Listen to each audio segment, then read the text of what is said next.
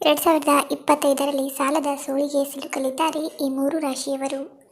ಹಣಕಾಸಿನ ವಿಚಾರದಲ್ಲಿ ಬಹಳ ಎಚ್ಚರ ಮತ್ತು ಜಾಗರೂಕರಾಗಿರಿ. ಹಾಗಾದರೆ 2025ರಲ್ಲಿ ಯಾವ ರಾಶಿಯವರು ಸಾಲದ ಸುಳಿಗೆ ಸಿಲುಕಲಿದ್ದಾರೆ ಎಂಬುದನ್ನು ನೋಡೋಣ. ಮಕರ ರಾಶಿ.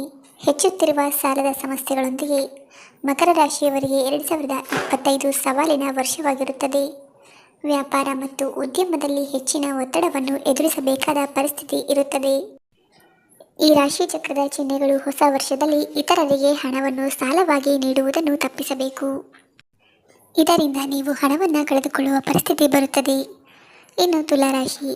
ತುಲಾರಾಶಿಯಲ್ಲಿ ಜನಿಸಿದವರು 2025ರಲ್ಲಿ ಕೆಟ್ಟ ಆರ್ಥಿಕ ಸ್ಥಿತಿಯನ್ನು ಎದುರಿಸಬೇಕಾಗಬಹುದು. ಹೊಸ ವರ್ಷದ ಉದ್ದಕ್ಕೂ ನೀವು ಹಣಕಾಸಿನ ವಿಷಯಕ್ಕೆ ಸಂಬಂಧಿಸಿದಂತೆ ವಿವಿಧ ಸಮಸ್ಯೆಗಳನ್ನು ಎದುರಿಸಬೇಕಾಗುತ್ತೆ.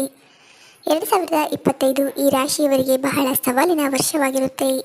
ಹಣದ ಸಮಸ್ಯೆಯಿಂದ ಈ ರಾಶಿ ಚಕ್ರದ ಚಿಹ್ನೆಯು ಕೆಲಸ ಮಾಡುವುದನ್ನು ನಿಲ್ಲಿಸುತ್ತೆ ಮತ್ತು ವ್ಯಾಪಾರ ಅಥವಾ ಹಣವನ್ನು ಗಳಿಸುವ ಇತರ ಸುಲಭ ಮಾರ್ಗಗಳ ಕಡೆಗೆ ಯೋಚಿಸುತ್ತೆ. ಹೀಗಾಗಿ ಹಣದ ವಿಷಯದಲ್ಲಿ ನೀವು ಹೆಚ್ಚು ಜಾಗರೂಕರಾಗಿರಬೇಕು. ಇನ್ನು ಕರ್ಕಾಟಕ ರಾಶಿ. ಕರ್ಕಾಟಕ ರಾಶಿಯಲ್ಲಿ ಜನಿಸಿದ ಜನರು 2025ರಲ್ಲಿ ಬಹಳಷ್ಟು ಸಾಲದ ಹೊರೆಯನ್ನು ಹೊರುತ್ತಾರೆ. ಕೌಟುಂಬಿಕ ಜೀವನ ಮತ್ತು ವೃತ್ತಿಪರ ಜೀವನದಲ್ಲಿ ಬಿಕ್ಕಟ್ಟಿನ ಪರಿಸ್ಥಿತಿಯಿಂದಾಗಿ ಹಣಕಾಸಿನ ಕೊರತೆಯೂ ಹೆಚ್ಚಾಗಿರುತ್ತೆ. ಹೊಸ ವರ್ಷದಲ್ಲಿ ದುಂದು ವೆಚ್ಚಗಳನ್ನು ತಪ್ಪಿಸುವುದು ಈ ರಾಶಿ ಚಕ್ರ ಚಿಹ್ನೆಗಳಿಗೆ ಮುಖ್ಯವಾಗಿರುತ್ತೆ. ಹಣಕಾಸಿನ ವಿಷಯಗಳಲ್ಲಿ ವ್ಯವಹರಿಸುವಾಗ ಬಹಳ ಜಾಗರೂಕರಾಗಿರಬೇಕು.